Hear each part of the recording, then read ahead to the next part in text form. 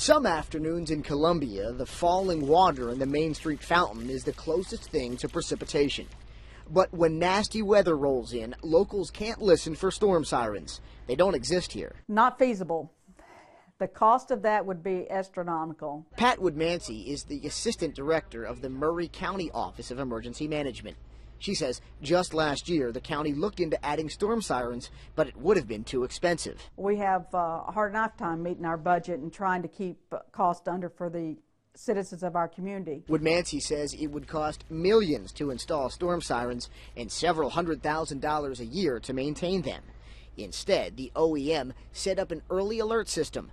Any county resident can sign up for text, email, or phone call warnings. And it being such a rural area, to get the most effectiveness for all of our citizens, it's a benefit. There are a few sirens in Murray County, but they were paid for by the city of Spring Hill.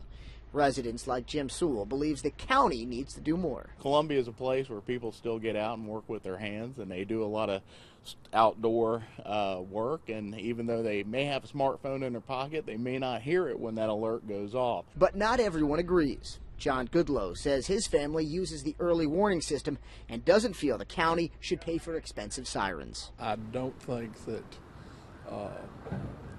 when most people in Murray County were to hear the actual cost of what it would cost to install them and then maintain them, would probably be in favor of that.